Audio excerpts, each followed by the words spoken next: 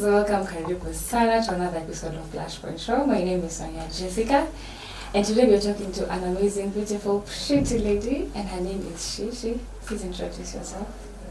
Hi guys, my name is She. I'm a mental health advocate, and I'm glad to be here. Thank you so much, She, for coming. So a lot of people have been going through rough times, and these are the seasons or the times when we are talking about depression and, all these mental issues are just coming out into the light. And it's nice to have someone advocate for them, The time having depression wasn't mtu angekuwa out in the open about it, But these are good times. So what exactly do you do? How do you advocate for mental health? I try to raise awareness through selling merchandise. I also talk to people online and also on ground. Okay. Yeah. All right. So you said you sell merchandise particularly. What do you sell?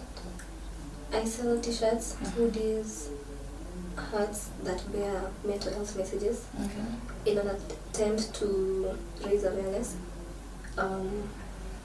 See if someone sees me wearing merchandise bearing a mental health quote, they will feel as if they're in a safe space to open up about their struggles and maybe something they may be going through. Yeah. That's nice. Like the one that you have on. Okay. Mental health as well. That's really nice. So according to you, what do you think mental health is about? What does it involve, mental health? Mental health involves a state of well-being whereby you are in a state of peace and calm, such that you have nothing that you're struggling with, whether emotionally and even mentally, stress and depression.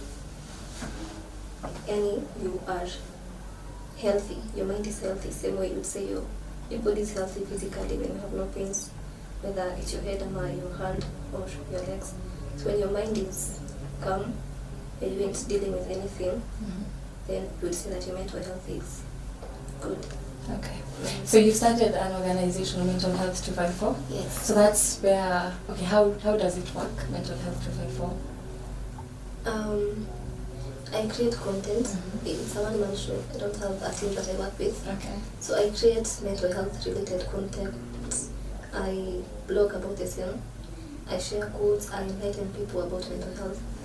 Yeah, sometimes I used to go live with a guest, maybe a counselor on another mental health advocate. And then we talk about the stigma around mental health. And we also enlighten people on issues, mental health, and debunk certain myths and misconceptions about mental health. Okay. Yeah. So what brought you to the point of starting Mental Health 254? Wow, that's like asking about my passion. Yes, please. I wouldn't say it's something I went through, because I find many people who deal with mental health have had certain major setbacks, struggles where they felt they would like to create awareness and help others dealing with the same. Now mine is external. I just felt like people are dealing with a lot and they just sit on their issues, and then eventually someone commits suicide, they just run mad because they had no one to talk to, no one to listen to them. So if I'm able to offer a safe space where people can talk, why not? So that was the main motivating factor. So you're a walking safe space. Yes. That's really nice. So do you majorly interact with young people, children, adults? Like, what is your target audience? Young people. Young people. Yeah. Young adults naturally have so much going on, from transitioning from adolescence to youth, and so many things happen. And then somehow I think our parents are not conditioned to be open about certain things, and especially mental health. They are unaware about mental health struggles. So I target young people. Yeah, because I see we get so much social media pressure, depression, pressure kuumuka, so much is happening around, And if we don't work on mental health tukiwa dogo, we may eventually grow into what's it called, a generation with people who are dealing with so much baggage to deal with. And it's not safe. It won't be safe. Yeah, that's right. I mean, there's a quote I read somewhere that hurt people hurt people. True. So if you keep walking and you have a lot of baggage inside you, you're most likely to drop it on anyone, Yes. that comes across. Yeah, so that's really important and really nice of you. So on a day-to-day basis, like on a normal day, so do you wake up in the morning, come up with content for mental health 254, or do you plan it prior? How do you do that? Randomly, I can actually come up with content wherever I am.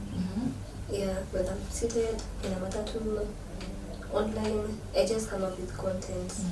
And then maybe when you scroll through social media, there are so many things happening. You come across news of people committing suicide, people who ran mad, people killing others, like the lady has been trending. And then you realize such a person must be dealing with a lot.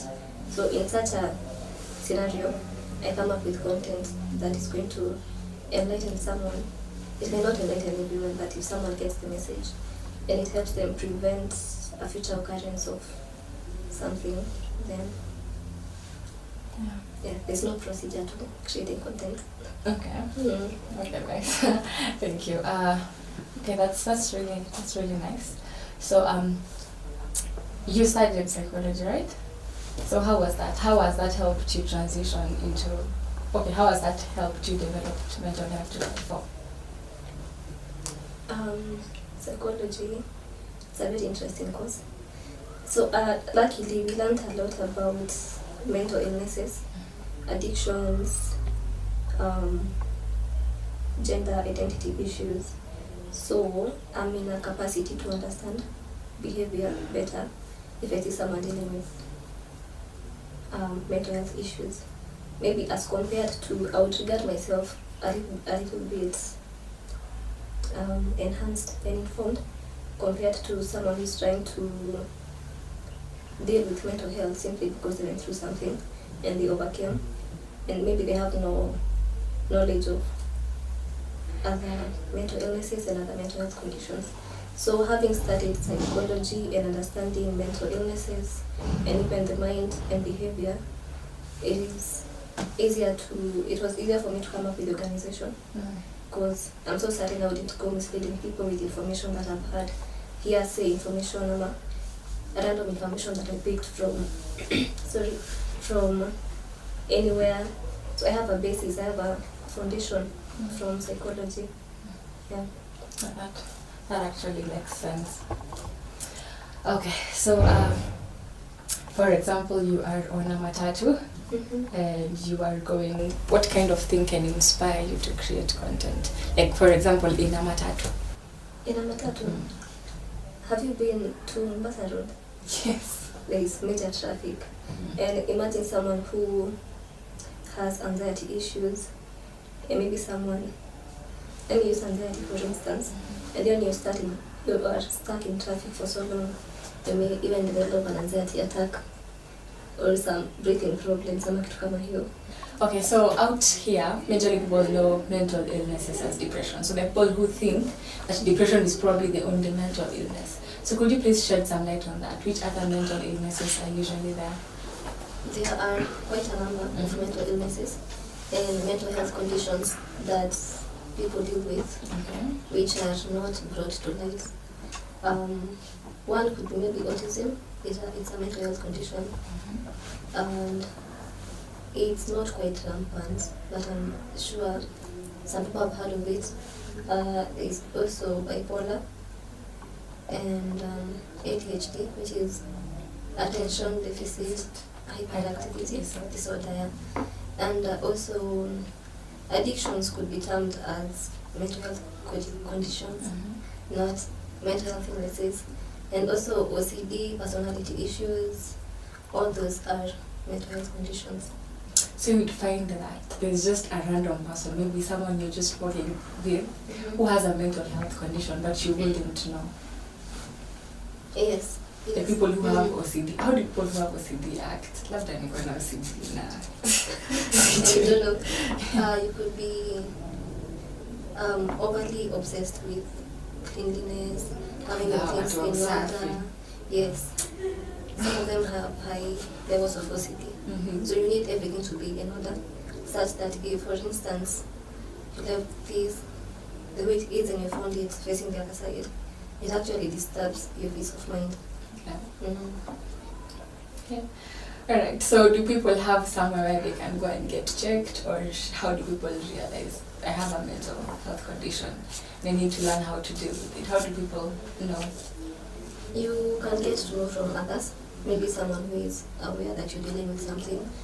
If your behavior changes along the way, from if you know you as a lively person and then all of a sudden you are dull and moody, we might want to know what's happening to you and probably refer you to a counselor or a mental institution where you can get checked. So yeah, you can also check the symptoms online, like I'm having these symptoms, but sometimes it can't be always right with Google. It would be better if you confirm with a mental health practitioner or a counselor or a therapist. Okay. And when you mention mental health institutions, I think people have this mentality that watu wanaenda mental health institution au ni wase akili imeruka wamechizi. Okay, but I don't think that is it. I have worked in a mental health institution before, but I was attached there. But it's actually very different, you know. Like there are guys who are very loud, like work on a story, wanataka kupigia story, they want to say a lot of things. Then there are those who are just like quiet. I think for people, especially people with bipolar, like there are days when they are very active, they want to talk, they are lively. Then there are days when they're just cool, calm, they don't want to talk, hawana maneno mingi. But people have it in their minds that mental health ni kurukwa akili, you know. Yes. Can you please shed some light on that? Yeah, I don't know why people think mental health ni kuchizi.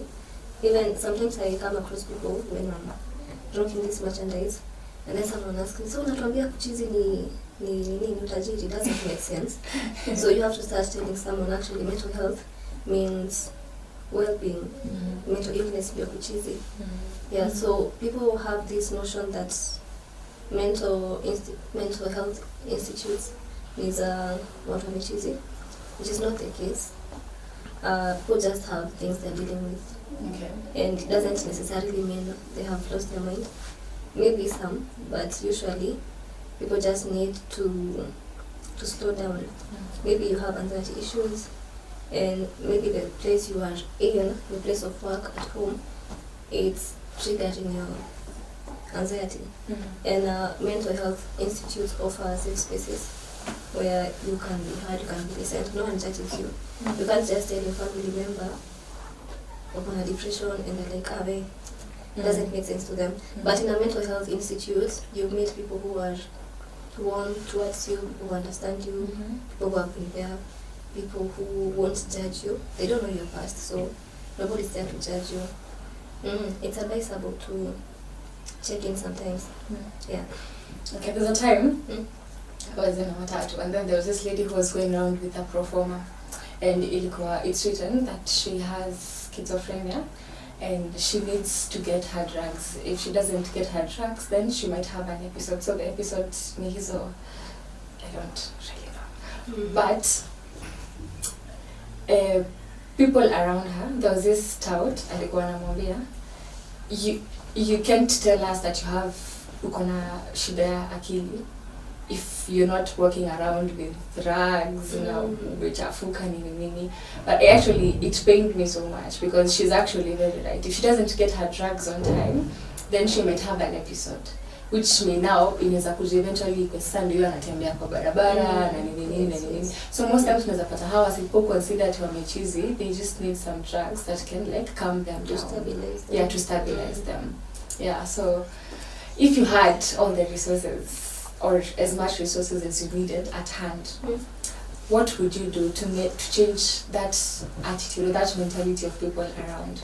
Creating awareness. Yeah, because but people do a lot of creating awareness online and then, but sasa background, nothing much is happening. So someone who is able to access social media, you may find counselors talking about 1, 2, 3. They enlighten people about mental health conditions and illnesses. But sasa makanga na nashinda kwa barabara atajuaje kitu kama hiyo? So if I had the resources, I would champion a lot of mental health background. It's something I've been trying to do. I take random walks on Sundays, and then I go enlightening people, shiners, builders, workers about mental health issues and the need to open up, and also the need not to judge others, because mental health condition, it's not like a physical illness, because if I broke my hand, utaona nimevunja mkono, but if I'm having depression, you would tell, maybe I'm smiling, but deep down I'm in a very bad place. So I would enlighten people about mental conditions, mental health conditions, mental illnesses, and so on. Would you consider yourself a creative?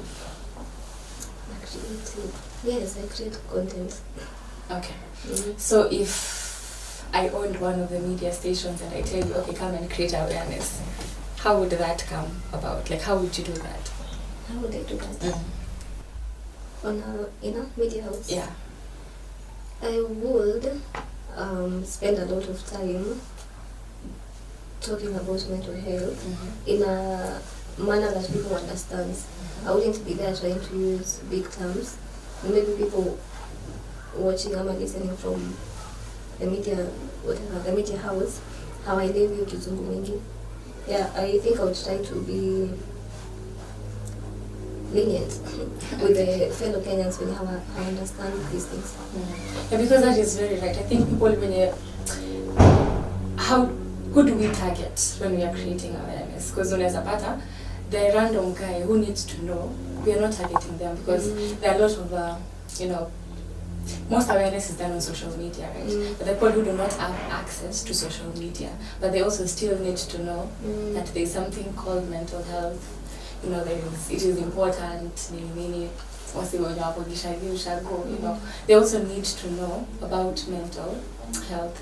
And so I think we should have more content. For example, I realize a lot of people maybe home on us with radio. So if they would create some time or find someone to talk about it in the radio stations, local, once in a while, and inform people. Equate something that is constant. Like at this time they talk about mental health, maybe on this particular day. I think they would really reach out to a lot of people, right? And maybe even have on board someone who has been a mental health, whatever, from struggle. Someone who's been there and anaelewa. Yeah, that makes sense. Alright, so do you think churches can address this issue of mental health? I don't think so. I think churches are the worst, institutions to help with mental health. Because churches simply offer one solution to mental health. Pray about it, speak to God about it, it's the devil. And sometimes we need a real responses and advice. For instance, someone dealing with loss and grief, and then they come to a church person, the common response will be, no, it's all for them, for the good, for the glory of God. Now do you tell someone who's dealing with loss of a loved one, could be a wife, a husband, or even a child, it's for the glory of God. So if churches have to do anything with mental health, maybe they should limit how they put it, and how much they try to bring in verses and God. There needs to be real. Telling people pray about it. Maybe this person has prayed, and then what? Yeah. I think especially after grief, it's really hard to tell someone who's just, if you've not lost anyone, you're not majorly in the best position to tell someone else who's lost someone else. But I think we're improving. I mean, there are usually counselors in church, so once in a while they can find people to talk to. But I think we should work on that. We should do better. Yeah, we can do better. Yeah.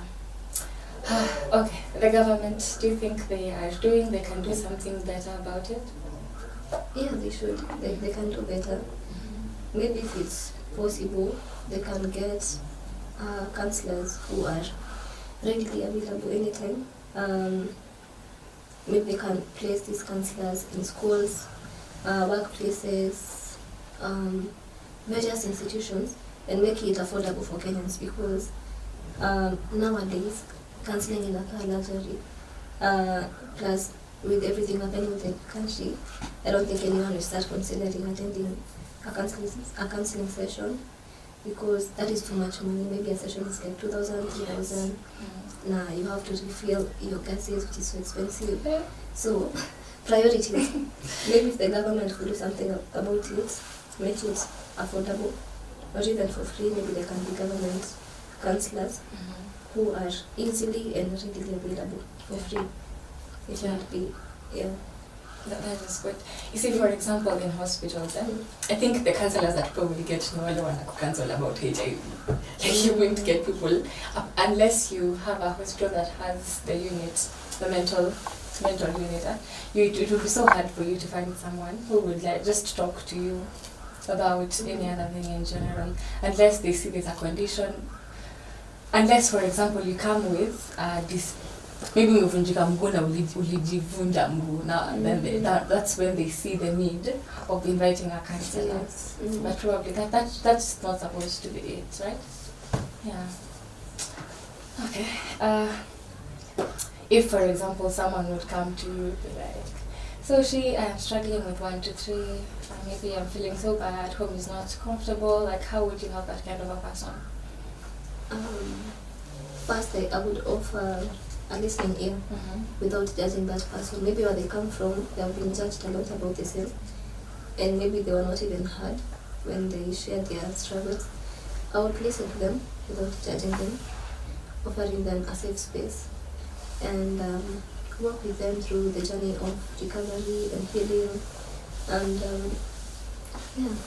without necessarily having to advise them. Sometimes people just want to be heard. Okay. And if they have thoughts, then it's called entangled, I can help them manage their thoughts in a manner that is healthy. Yeah. Okay. Because there's a meme that I saw, or just a picture really. It was saying that you see the way yani inakuanga uzi ni mtu ananunuanga, the way it's usually very a lot of corners and everything, and this would help someone to like loosen each strand kila moja on its own. Yeah. That's how counseling looks like. Yeah. But it's actually, I think, very luxurious. I think people wanaonanga hiyo pesa yote. Then you know it's per session, and probably you're supposed to go for I don't know how many sessions. So at least a minimum of 12. A minimum of 12, and which is probably at least 1,000. So that's 12K Yeah. Okay, that's nice. Do you think someone can talk to someone in their family, like people from your home? Do you think they can talk to you about their mental health and you be as effective? People from my home? Yes, like your siblings. Do you think? Yes. They do talk to me. Yeah, I'm a very good listener and a good friend and a good counselor. I'm not judgmental. Okay. And I'm open-minded, so I don't care what it is that someone is dealing with. I won't use that against them in the future. So if at all anyone would like to reach you and talk to you, or they have seen something that they feel you have a platform to address, how can they reach out to you? I am more active on Instagram. Yeah, really on Facebook. So they can reach me through my Instagram handle. I have my contacts on the bio, so they can text me, call me, email, or even send a DM. Okay. So what's your handle? My handle. It's a very unprofessional name. But you know, if they need to reach out, if they should reach out to you, I would say okay. My personal account, the handle is baby_ras. Okay. And my other account, mental health _254. Okay. But I'm more active on my personal account. Okay. So just in case you are there and you feel you really need to talk to someone, I mean, you can reach out to she through her handles, but if you can't reach out to her, there is someone else you know, even if it's a sister, a friend, please talk to someone, right? Mental health is wealth. All right. Thank you so much for tuning in. Please let us know what you think, an experience you've had, anyone else you feel or you have talked to and you think we should also talk to them in the comment section. If you have a friend who you think should hear this message, right, from she to the world, please let them know. Share with them this video, share with your contacts, let them see this and be aware of it. And also do not forget to subscribe and listen to more of the Flashpoint Show. I have been your host, Sonia Jessica, and see you next time.